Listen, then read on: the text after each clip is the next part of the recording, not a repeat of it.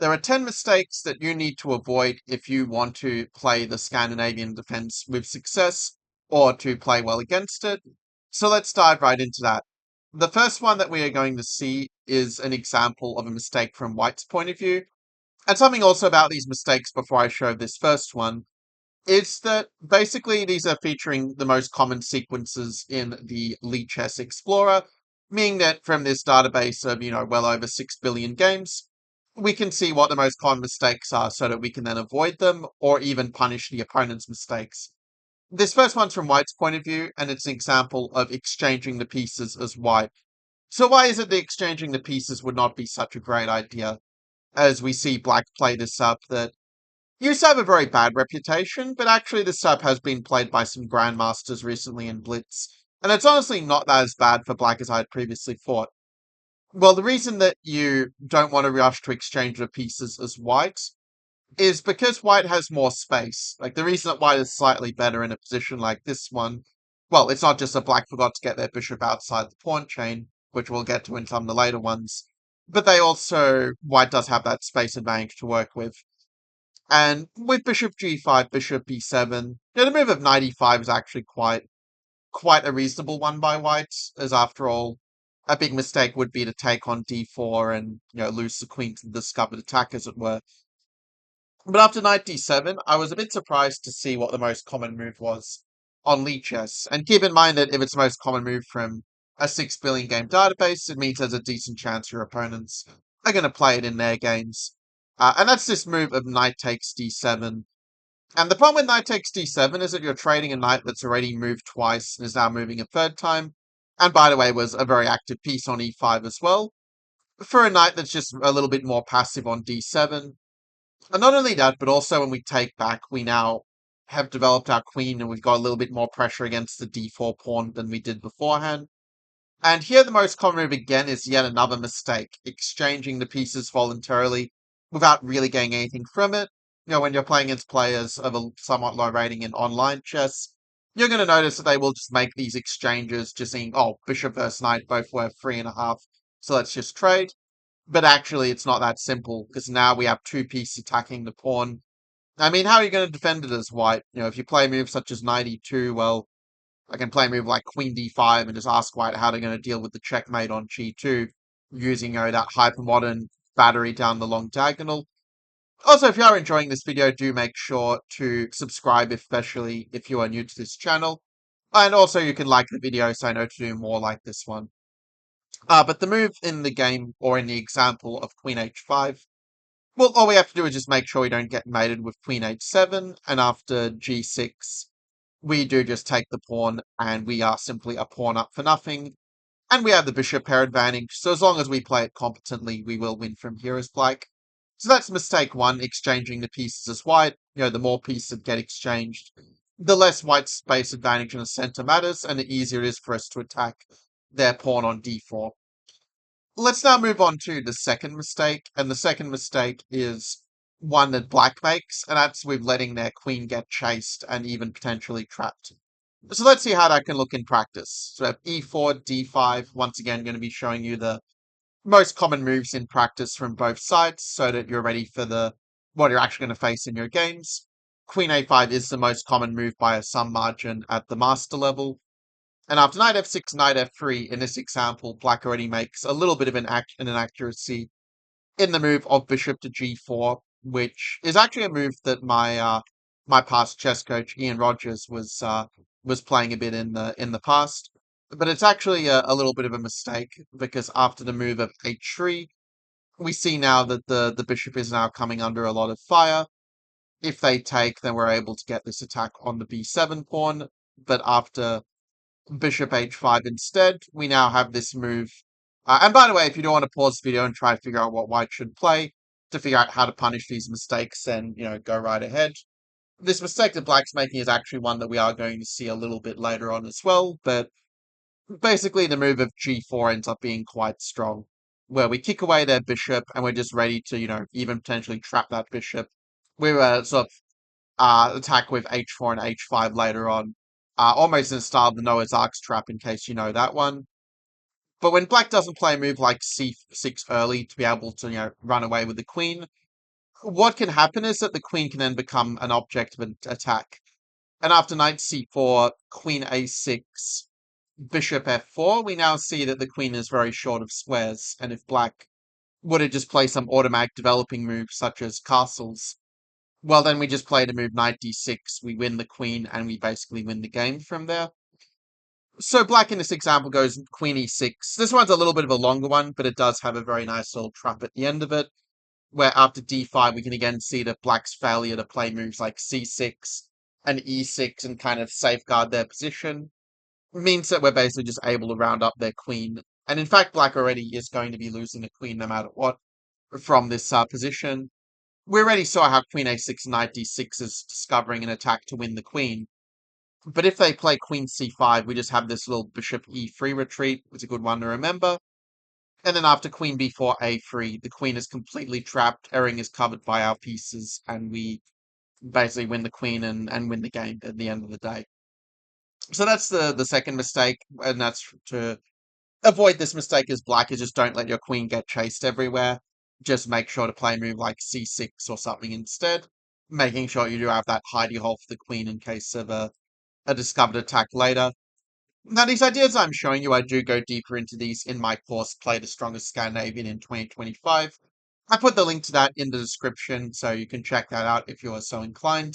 I got a little bit of a discount on it until March the 12th of 2025. But let's continue right on with the next game. So this one is a mistake from White's point of view. Like I'm kind of flipping back and forth, mistakes for White, mistakes for Black, just to, keep it fresh, keep it interesting. And also by seeing the position from both sides' point of view, it just allows you to, really, just sort of have a better feel for what's going on. Now, let's say if black plays the move of knight c6, and if this looks familiar to you, this is actually something I covered in my video just yesterday on YouTube, which was called This Black Opening Destroys Players Below 200. You can check that one out for more details, but in this example, we see that the mistake for white is to not properly defend their d4 pawn. Already black is threatening the move knight takes d4, using the pin on the bishop to win a pawn. And in our example here, when I was checking the games in the Lichess Explorer, the most common move for white, by quite some margin, was actually the move of bishop e2, trying to break the pin on the knight. The problem though is that after castles, it becomes quite hard for white to actually defend this pawn on d4. Now, in my Play the Stronger Scandinavian course, I explain why queen f5 is probably the most precise, but the move along castles is going to be a good example, because white does have to figure out how to defend the pawn. And believe it or not, to my great surprise, the most common move in Lichess was actually to play the move of castles, which just runs into bishop f3, and black just wins the pawn for absolutely nothing. And if white plays a move like knight e4 here, you can just play the move knight takes f3 and just basically have a dominating position, because g3 obviously, is doubling the pawns around the king. That's really not on. And is something that I did cover in my previous video yesterday. Something I didn't mention in my previous video, though, was what happens if white plays queen f3. And the answer is that we can just play rook takes d2, and we're just going to grab two minor pieces and a pawn for the rook, which is a very big material advantage. It's almost like being up a piece. And black basically just wins from this position, as simple as that. Once you get the pieces out, there's nothing white can do. So that's mistake free, but that's from white's point of view, not properly defending the d4 pawn. The fourth mistake you can make of the Scandinavian, and it's actually a mistake I've seen on a lot of different YouTube videos on the Scandinavian in the past, is playing the Scandinavian as a system opening. Because let's say if you just play it exactly the same way against every single thing that white does, yeah, it saves you some time, but it means that you're going to have a bad position if the opponent knows how to kind of exploit your setup. So, for example, instead of the move knight c3 that we saw in the last few examples, if white plays the move knight f3, I was really surprised to see that the move of queen d8 here is actually the most common move on Lichess. Maybe they're just pre-moving for knight c3, but the problem is that white can do a lot better than the move of knight c3 in this position. The set that they can go for instead, and it's a good one to know if you're looking for a bit of a secret weapon against the Scandinavian, because this is a system that I was playing quite a lot actually from around like 2010 to 2015 is one of my main systems against Scandinavian. Because all my opponents below 2000 would just let me get this up with c4 and knight c3, where white just has a much more active position. And you might notice this position already is somewhat similar to mistake 1, where the pawn was on c2 instead of c4. But the difference is that having the pawn on c4 is just much more flexible, as we now have 2 pawns side by side in the center rather than 1. And if black now tries to play b6 like we saw in the previous, in the mistake 1 earlier of exchanging pieces as white, well, the problem is that now knight e5 comes a little bit too quickly. And after the move of bishop to b7, we can just play bishop f3. Well done, by the way, if you saw that move from afar, which is putting the pressure on the bishop. Most people online play bishop f3 and only realize a little bit too late that they just don't really have a good way to defend the rook on a8. Obviously, c6 would just, you'd just be leaving the pawn in some trouble, but if they go knight bd7 instead, you just go knight c6, and black is just completely paralyzed by the monster octopus knight on c6. We're also threatening the c7 pawn, and actually the position just ends up being winning for white here. So that's an example of what to avoid, and that's why in my course I do recommend the move of bishop g4 is really the only move for black to get a reasonable position. So do make sure to check that out in the description if you want to learn more of how to play it from here as black. And I mean, it's true, I've done a lot of like longer videos. This one I'm keeping a little bit more, short, snappy, to the point, because that way you'll be able to just avoid these mistakes a lot more quickly. The fifth mistake, and this one's from White's point of view, but this is developing too quietly. And this one's actually a very common mistake. It comes up in a lot of different versions. Like, it really applies to all of Queen a5, Queen d6, and Queen d8, but I'm using Queen d6, the Tiviakov approach, as an example. Now, there was a game that I actually showed actually showed in a couple of days ago in one of my YouTube videos of the games of, Grandmaster 2700 plus FIDE AGMs getting crushed in 30 moves less with the Scandinavian. And one of the games I showed there was between Jan Nepomniachtchi, the two-time World Championship finalist, against Magnus Carlsen. And, okay, to be fair, Nepo played a little bit differently. He played, like, bishop b3 and tried castling long, so you can check the video I put above in the, in the marked, suggested video to see that if you're so inclined. But let's also consider what happens if white does play more quietly. So after e6, it's already a little bit late for him to play a move like h3, because then we can just go and grab the pawn on d4, knowing that we're up a pawn with absolutely no weaknesses to speak of here. But what if they play a move such as rook e1 instead to develop a bit more? Well, then we can go knight d7, and this is a case where when white does play it quite passively and doesn't really try to attack our queen or open up the center or go after our bishop, when they play it quietly like this, it just allows us to get a very comfortable position. You could even just play bishop e7 and just castle short with a very, very solid game in a position like this. But if you want to develop a little bit more actively, you also could play a move like queen c7, which I think is a very interesting move in this position. Because after h3, we go bishop h5, we can just keep the pin on the knight. And after bishop e2 breaking the pin, which is what a lot of people play online, you can then play bishop d6, and you kind of see how our bishop is just more active with this kind of setup compared to the one with the bishop on e7. Just gives a bit more dynamism. Also, to work out long castling is a move that it can be played if you want offside castling, you want to just attack the opponent's king. It is a way to do it. But you have to be a little bit careful of the pawn storm. Like, it is a much more double-edged way to play, whereas castling, in my opinion, is just a lot safer and probably a bit better. But I digress. So that's mistake 6, or mistake 5 rather, by white developing too quickly. Now another mistake, and this one actually kind of applies both for black and for white, but I've kind of made it two separate mistakes just so you kind of see each side of the coin. But this mistake is basically playing too passively as black. So after e4, d5, let's say if black doesn't play the move queen d5 that we just saw, and let's say they play the center counter version with knight f6. By the way, I do cover both of these approaches in my course and many different ways to play them, just to let you know. And let's say if white just plays the normal way, like d4, knight d5, knight f3, and let's say rather than playing the move of bishop f5, which is my recommendation within knight d5 in my course, let's say that they play the move of bishop g4, the old main line instead. This is sort of an example of why if you want to play the Scandinavian, you can't just play it the old school way in the pre-computer era, because if the opponent knows what they're doing, you're just going to get a really gnarly position. For example, after c4, it turns out that, for example, knight b6, c5, and something like this is actually already very bad for black. There's something I covered about 5 years ago in a course I did on opening traps, but this is the short version.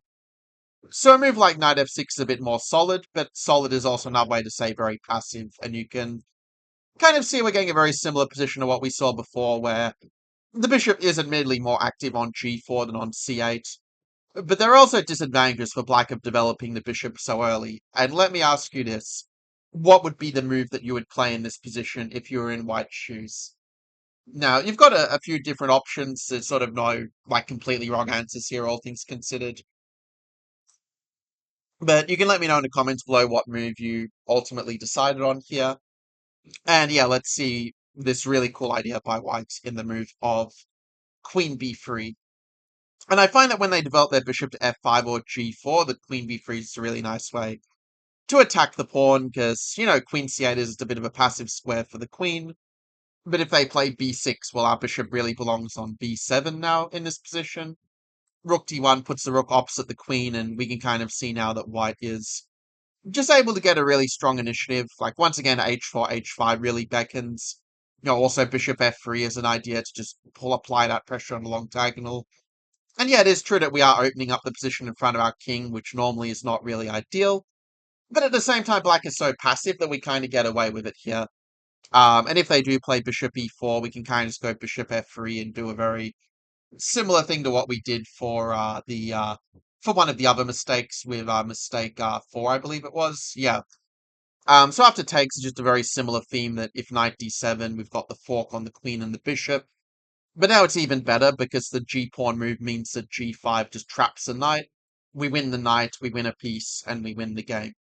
So you can see how if black does just play it like a system opening, like just developing without really kind of thinking about what they're trying to do, that you just get a really, really great position as white if you know what you're doing. Let's now see a mistake from white. This is mistake number 7. And this is playing too passively with the white pieces. So that's things like not trying to put your pawn on d4 and try to play in the center like we've seen before, but rather saying, well, let's just develop quietly and not really rock the boat. The problem with that is when the position is already open, we already have a dogfight in front of us.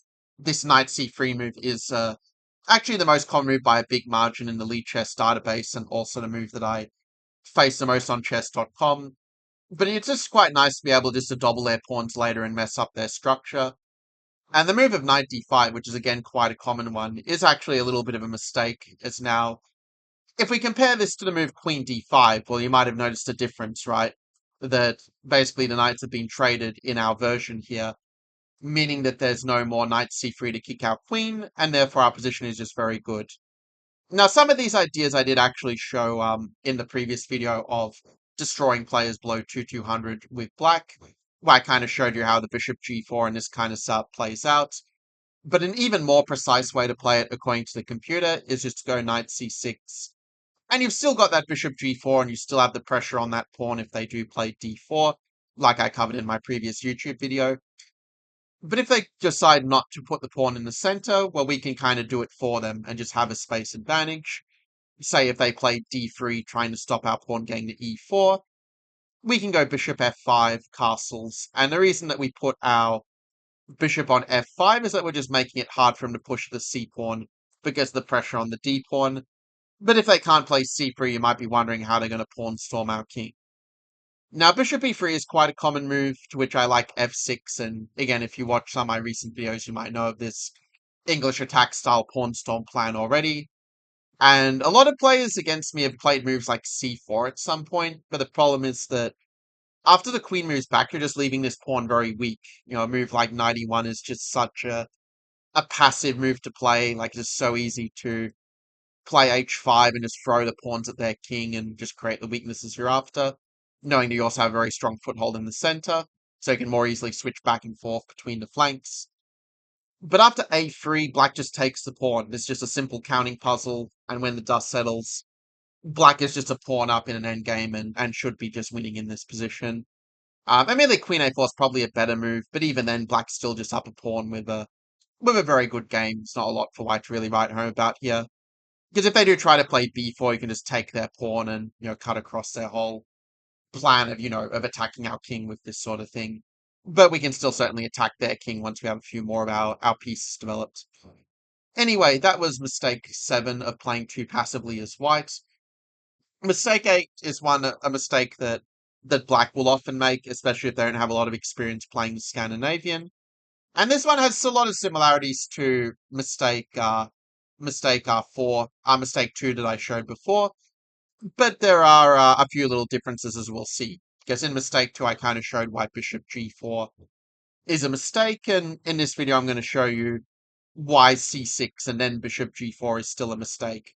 Now, you do want to be a little bit careful here. You don't want to get too impulsive and play the move bishop f7 and knight e5, because it might look like you're winning material at first, but the problem here, and well done if you saw this in advance, by the way, the answer is that queen e5 is a very strong little intermezzo, and when the dust settles, unfortunately, you can only take one piece at a time, meaning that when the dust settles here, black is just going to be a piece up with 3 minor pieces to white's 2 minors.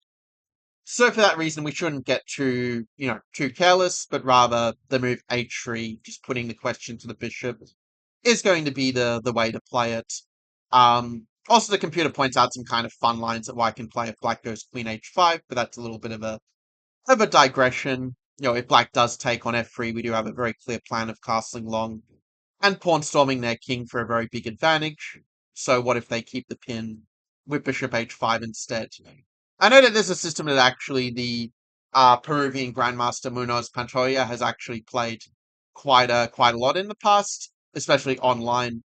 But it falls a little bit short after g4, just because after bishop d2, we're just threatening to discover an attack on the queen, and yeah, in this case, I have at least created that hidey hole for the queen, so the queen isn't going to get trapped. But here we can just play knight e5, and we're just going to castle long and just throw everything at that black bishop on g6. So after e6, we can even play queen e2 now. If they take the pawn on c2, we can just play like bishop f4, and we're not just threatening the bishop, but we're also threatening, knight g6 to hit the queen and hit the rook, and you can kind of see this is just tactically falling apart for black here. But after knight bd7, we can also just castle, and we're just going to make it really hard for black to get out of, h5 and trapping the bishop. Because if they play knight e5, which is actually the move that is normally played on lichess, we can just take. And then after the move h5, we just trap their bishop in a kind of Noah's Ark sort of style. And once we win the bishop, we basically win the game from there. So that's mistake 8, letting our bishop get chased. Instead, we should put our bishop on f5, so that it's going to be hard for him to go after our bishop. Now, to be fair, they can still do it with knight e5 and f and g4, but I kind of show in my course that it is going to be a little bit less effective for white to do that. So again, check my course in the description to see how to deal with this sort of attack in this version. It's still a good plan for white, but it's not as scary as the bishop g4 version, which is just a lot better for white. Anyway, in our next example here, we have a mistake actually from white's point of view, and this is a mistake of getting too greedy. And there's a few different ways you can play it, but yeah, after ed5, knight f6, if you do want to play my favorite gambit against e4, which I did include in a previous video on this YouTube channel just about 4 or so days ago. Well, there I kind of shared that bishop g4 is my favorite gambit, the Portuguese Scandinavian, because it just gives you a lot of very interesting attacking chances as black. And if white does try to hang on to the pawn with a move like c4, you do actually get pretty good compensation for the material. And for those who might be a bit more new to this opening, who are just coming across this for the first time, let me ask you this. What do you think is the move that black should play in this position? Now, well done if you realize that the move knight c6 is going to be the key. With knight c6, we are sacrificing a second pawn, but if they take, we also now are able to develop our pieces very actively with moves like bishop to b4 and rook e8. For example, if they play bishop e3, there's actually a little bit of a trap that I do show in my course, in fact, where I kind of show how black can actually win in style from this position, but it's something that I've already kind of covered in past videos, in fact, even on this channel, I believe. So what I'm going to do is I'm going to kind of leave this one more for, just see the course to see how black wins from this position. And I'm going to show you actually a more common continuation from the Lee Chess database.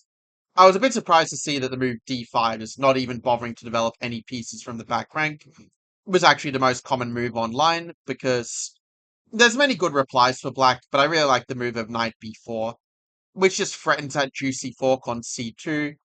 The only way I can really avoid it is for the moment is to go knight a3, but then after bishop c5, you can see how already all of our minor pieces develops. The king is just completely stuck in the center. After bishop e2, if they play knight e2, by the way, just knight d3 is just absolute damnation for white. But after bishop e2, rook e8, we're already threatening that knight d3 once again because of the pin on the bishop, and we can get our nice little fork there if allowed. So white plays king f1, and there's actually a lot of winning moves for black here, to be fair.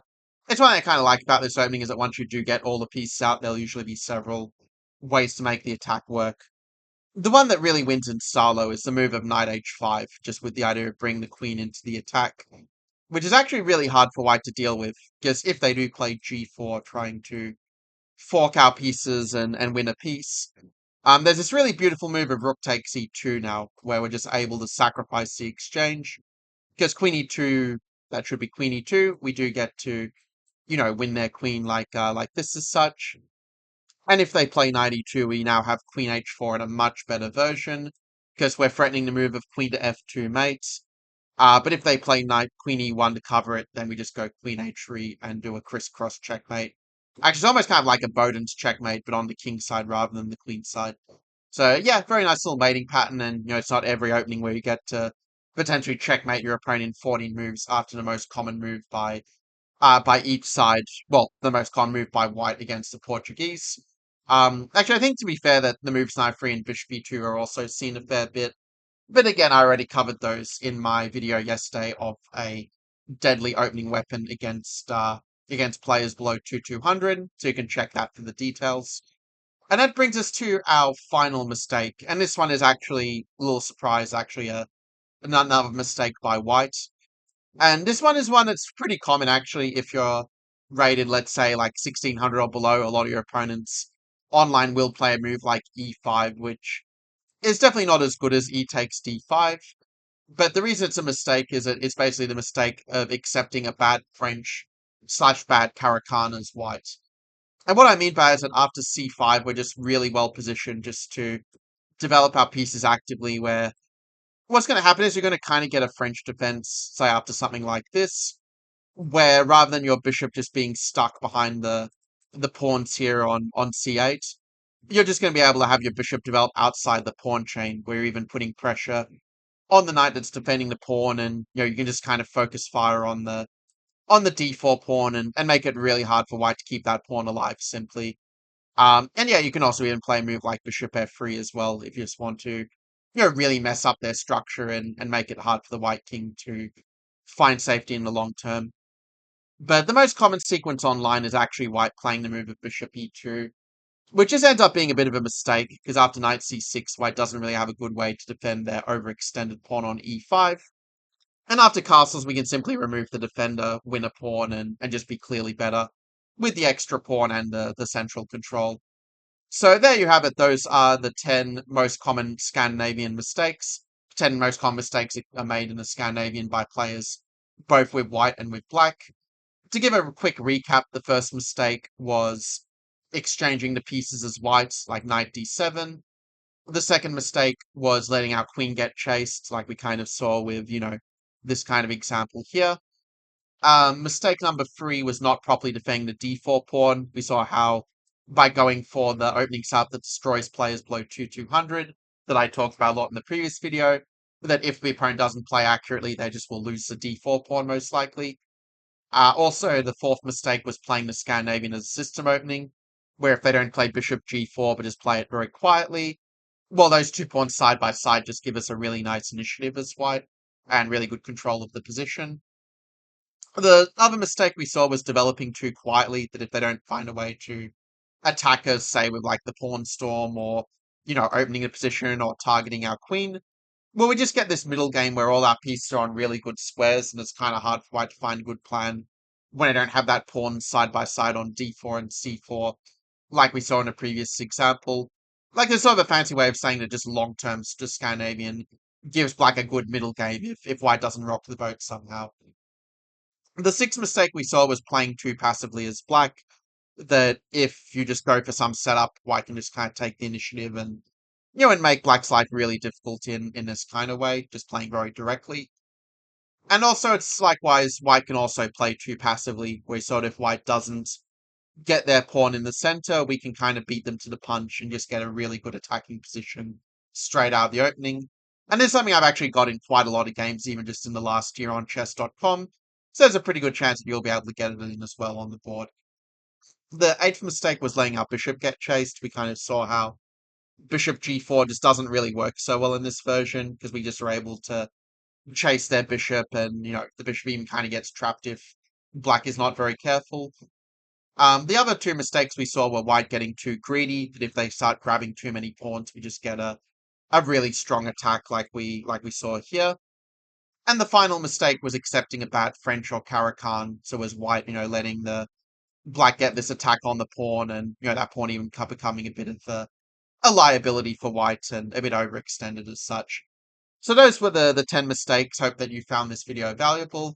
Do let me know down in the comments below what was your favorite one of these mistakes, like which one made the biggest impression on you, whether it's one maybe that you were making before and you know not to make anymore, or it's just one where just that you really like the sequence and how it played out.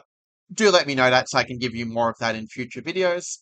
And yeah, like I've said a couple of times before, if this has inspired you to explore the Scandinavian defense where you want to start playing it with black as a really easy system that is something you can play for a lifetime, but at the same time also is something that will surprise your opponents and make them uncomfortable, then do check the link in the description for a few more details.